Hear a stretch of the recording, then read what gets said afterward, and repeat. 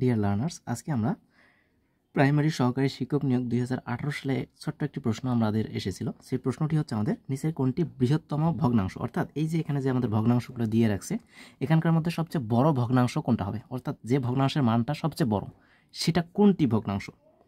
তো সেটা আমরা এখন বের করা শিখব। সেটা আমরা কিভাবে করতে পারি, তো চলুন আমরা শুরু করে দিই। এখানে আমরা চাইলে এই সবগুলোকে লসাগু অর্থাৎ ভগ্নাংশের হরগুলোর লসাগু নিয়ে সবাইকে আমরা সমহার বিশিষ্ট করতে পারি। তো সমহার বিশিষ্ট ভগ্নাংশ করতে গেলে আমাদের অনেক টাইম লাগবে, সেক্ষেত্রে আমরা শর্টকাট ট্রিক্স আমরা অ্যাপ্লাই করতে পারি। সেটা কিভাবে, দুটা দুটা করে ভগ্নাংশ নিয়ে আমরা তুলনা করব, দেখব যে ওই দুটার মধ্যে কে বড়, আবার বাকি দুটার মধ্যে কে বড়, আবার পরে বড়গুলোর মধ্যে আমরা নিয়ে কাজ করব। যেহেতু এখানে বৃহত্তমের কথা বলছি, সেমভাবে আমাদের ক্ষুদ্রতমের কথা বললে ওই একই কাজ করতাম। তাহলে প্রথমে আমি 4/7 আর এই 5/8 এই দুটো ভগ্নাংশের মধ্যে তুলনা করি। তাহলে তুলনাটা হবে আড়াআড়ি গুণ, অর্থাৎ হরের সাথে এর লবের আর এর হরের সাথে এর লবের। তার মানে 4/8 হচ্ছে 32 আর এখানে 5/7 35।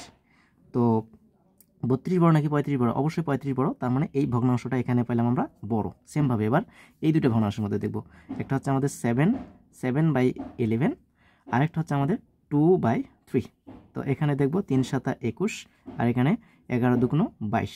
তার মানে 22 বড় 21 আছে, তার মানে অবশ্যই এখানকার এই ভগ্নাংশটা সবচেয়ে বড়। এখন এই বড় দুইটার মধ্যে থেকে এখন দেখতে হবে যে এক্সাক্ট ভ্যালু বড় কোনটা, সেটা আমরা দেখবো এখন। তাহলে বড় দুইটার মধ্যে এখন নিয়ে যাচাই করি, 5/8 আর এখানে হচ্ছে 2/3।